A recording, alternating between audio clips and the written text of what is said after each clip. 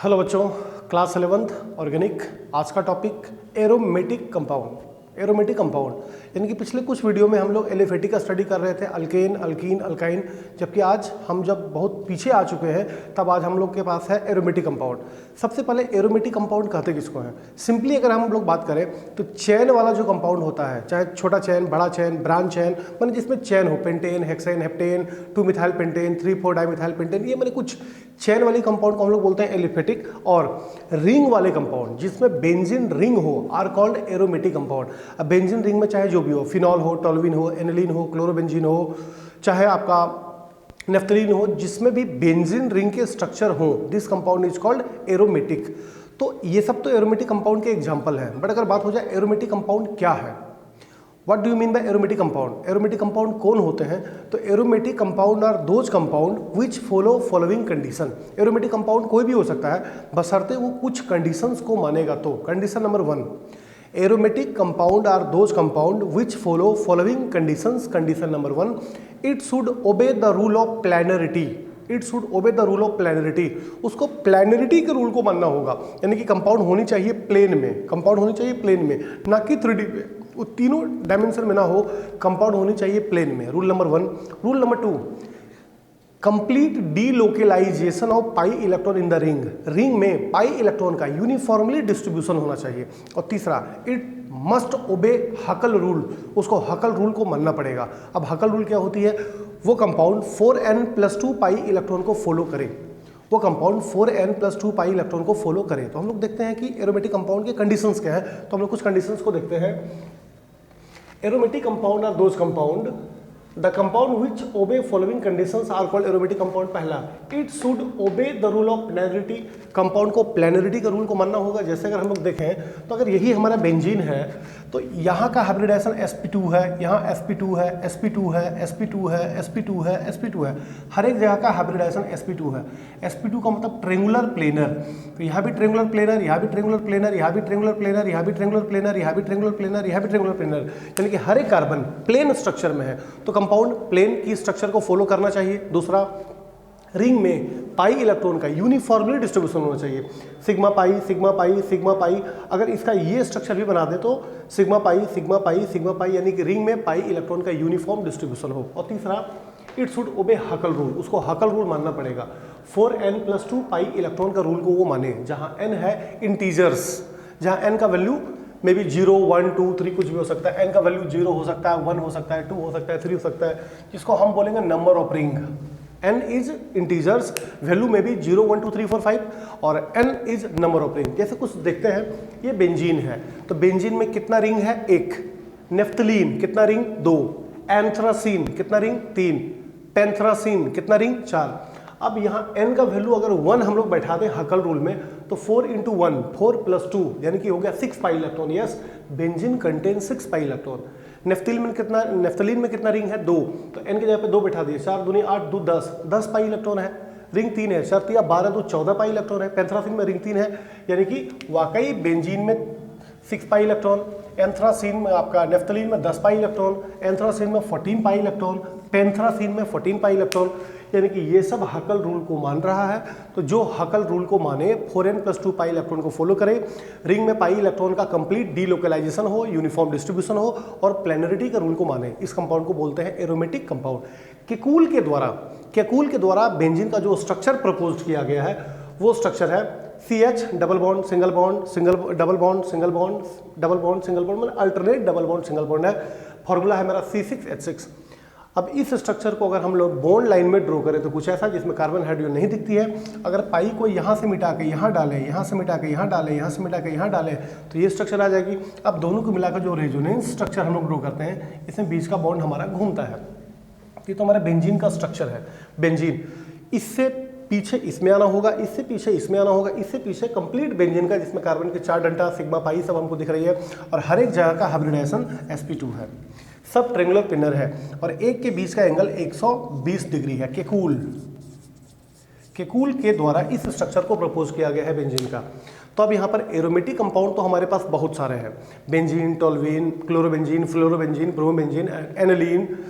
तो अब हमको सिर्फ एक कंपाउंड के बारे में यहाँ पर स्टडी करना है, वो है हमारा बेंजीन। अब बेंजीन का स्टडी मीन्स बेंजीन का प्रिपरेशन, बेंजीन का फिजिकल प्रॉपर्टी, बेंजीन का केमिकल प्रॉपर्टी। अब हम लोग चलते हैं बेंजीन के प्रिपरेशन में कि बेंजीन को हम लोग प्रिपेयर कैसे किए हैं। तो बेंजीन के प्रिपरेशन में फर्स्ट प्रिपरेशन है method of preparation from normal hexane.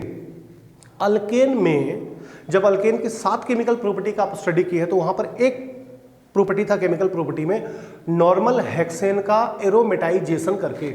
ये normal hexane CH3 CH2 CH2 CH2 CH2 CH3 normal hexane को अगर 773 केल्विन टेम्परेचर, 10 से 20 atm प्रेशर और वेनेडियम पेंटाऑक्साइड का प्रेजेंस या तो क्रोमियम ऑक्साइड का प्रेजेंस या तो मोलिब्डेनम ऑक्साइड का प्रेजेंस किसी का कंडीशन में अगर हम गुजार दें तो एरोमेटाइज हो जाएगी इनटू बेंजीन रिंग, एरोमेटाइज हो जाएगा इनटू बेंजीन रिंग।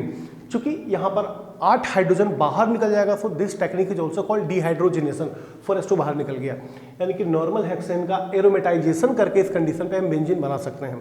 दूसरा फ्रॉम अल्काइन, अल्काइन से इट मीन्स इथाइन से, इथाइन का पॉलीमराइजेशन करके, इथाइन का पॉलीमराइजेशन करके बेंजीन बनाया जा सकता है। इसको हम लोग दिखाए होंगे कि अगर इथाइन को हम लोग 3 ले लें कुछ ऐसा, CH ट्रिपल बॉन्ड CH एक, दूसरा CH ट्रिपल बॉन्ड CH 2, फिर CH triple bond CH 3 ethyne को हमने लिया।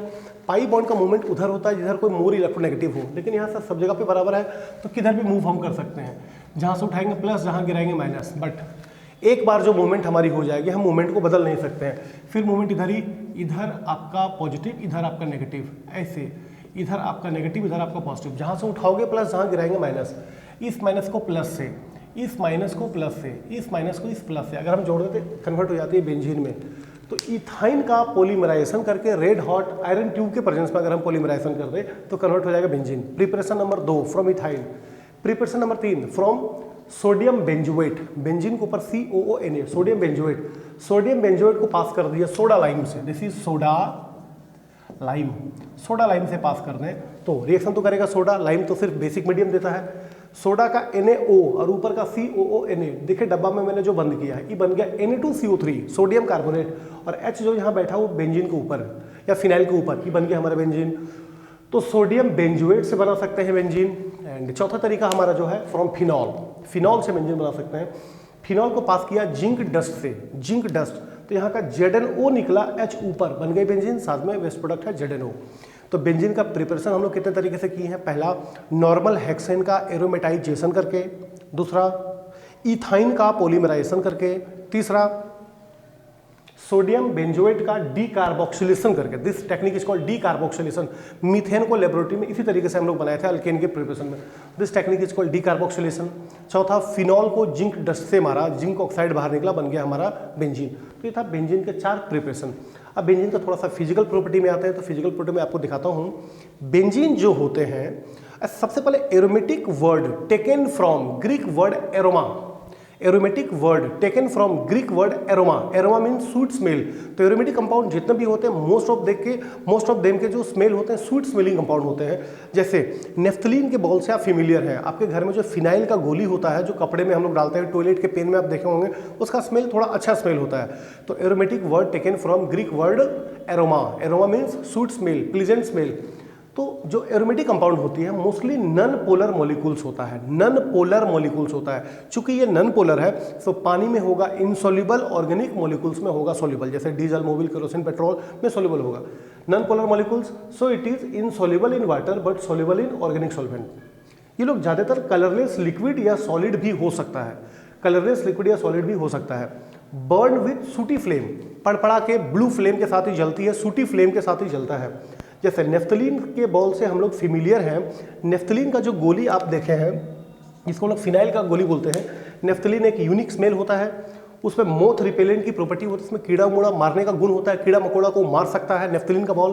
और टॉयलेट के पेन में या क्लॉथ में हम लोग यूज़ करते हैं फॉर देयर यूनिक स्मेल, माने कीड़ा मकोड़ा को मारने के लिए अच्छा है वो नेफ्थलीन। तो ये था हमारा फिजिकल प्रॉपर्टी, नन पोलर होते हैं, पानी में इनसॉल्युबल होता है, कलरलेस लिक्विड या सॉलिड हो सकता है, इसकी सूटी फ्लेम के साथ ही बर्न होती है। नेफ्थलीन का कुछ प्रॉपर्टी हम लोग देखें। अब हम लोग देखते हैं बेंजीन का केमिकल प्रॉपर्टी। तो केमिकल प्रॉपर्टी में सबसे पहले हम लेके आ रहे हैं इलेक्ट्रोफिलिक सब्स्टिट्यूशन रिएक्शन। जब भी नाम हम लोग सुनेंगे इलेक्ट्रोफिलिक सब्स्टिट्यूशन रिएक्शन, कोई ना कोई काम बेंजीन का करेगा। बेंजीन ही इलेक्ट्रोफिलिक सब्स्टिट्यूशन रिएक्शन में इन्वॉल्व होती है। इलेक्ट्रोफिलिक सब्स्टिट्यूशन रिएक्शन में हम लोग बेसिकली करते हैं halogenation, nitration, sulphonation, Friedl craft alkylation और फ्राइडल क्राफ्ट एसाइलेशन। जरा पांचों नाम आप सुन लीजिए।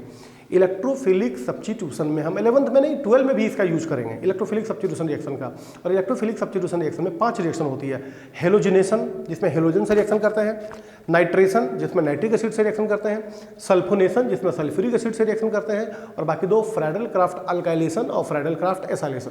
पहला हम करते हैं हेलोजिनेशन।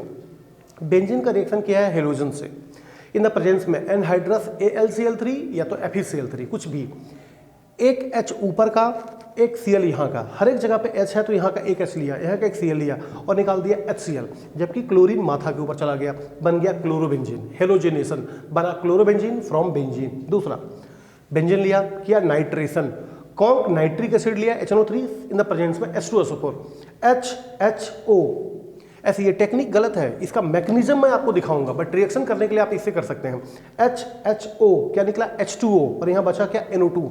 NO2 को माथा पे डाला, बना नाइट्रोबेंजीन। एक वीडियो में मैं आपको इलेक्ट्रोफिलिक सब्स्टिट्यूशन रिएक्शन का मैकेनिज्म दिखाऊंगा कि रिएक्शन हुई कैसे है। फिलहाल आप कर सकते हैं ऊपर का H, यहाँ का H, यहाँ का O, H2O निकालिए, बचा NO2। NO2 को माथा पे डालेंगे, बनेगा नाइट्रोबेंजीन। वेस्ट प्रोडक्ट हमने निकाला वाटर। तीसरा रिएक्शन हेलोजिनेशन, सल्फो नाइट्रेशन के बाद हम चलते हैं सल्फोनेशन की तरफ, जिसमें रिएक्शन हम लोग करेंगे सल्फ्यूरिक एसिड का। बेंजीन लिया, सल्फ्यूरिक एसिड से रिएक्शन किया, ये भी इलेक्ट्रोफिलिक सब्स्टिट्यूशन में है। H और O, H2O निकाला था, बचा क्या SO3H, देखिए उल्टा SO3H माथा में भेज दिया, बन गया benzene sulphonic acid. Benzene sulphonic acid, पानी बाहर निकाला। बाकी का जो 2 रिएक्शन आप देख रहे हैं उसका नाम है Friedl craft alkylation. Friedl craft alkylation, इसमें रिएक्शन हमने किया बेंजीन का अल्काइल हैलाइड के साथ, CH3Cl या C2H5Cl, अल्काइल हैलाइड CH3Cl या C2H5Cl इन द प्रेजेंस में anhydrous AlCl3, in the presence में एनहाइड्रस AlCl3, H और Cl, इसको निकाला, HCl बन के बाहर निकाला, CH3 माथा पे भेज दिया, बन गया टोलुइन। जब नीचे का रिएक्शन किया तो एक H और एक Cl को निकाला। ये रिएक्शन अलग है, ये रिएक्शन अलग है, दोनों अलग अलग रिएक्शन है। तो यहाँ का H, यहाँ का Cl लिया, माथा पे गया C2H5, ये बना इथाइल बेंजीन। दोनों रिएक्शन सेम है, बट दोनों रिएक्शन का नाम है फ्राइडल क्राफ्ट अल्काइलेशन। बाकी 2 रिएक्शन आपको दिखाते हैं फ्राइडल क्राफ्ट एसाइलेशन में। एसाइलेशन बेंजीन लिया और रिएक्ट किया CH3COCl, acetyl chloride, ethanoyl chloride, फिर एक H एक Cl निकाला, ये हमारा निकल गया HCl बाहर, माथा पे गया COCH3, नाम है एसीटोफिनोन। थोड़ा सा नाम याद रखिए, एसीटोफिनोन। और यही रिएक्शन को अगर हम करें H के साथ यहाँ का Cl निकालेंगे, C6H5COCl, नाम है बेंजोइल क्लोराइड, तो ये बनेगा बेंजोफिनोन। बेंजोफिनोन। और ये रिएक्शन भी होता है एनहाइड्रस AlCl3 के प्रेजेंस में ही, दोनों रिएक्शन। और ये बना एसीटोफिनोन, ये बना बेंजोफिनोन। रिएक्ट किया एसिटाइल क्लोराइड से, रिएक्ट किया बेंजोइल क्लोराइड से, दोनों रिएक्शन फ्राइडल क्राफ्ट अल्काइलेशन, ऊपर का दोनों रिएक्शन फ्राइडल क्राफ्ट अल्काइलेशन, ये था एसाइलेशन।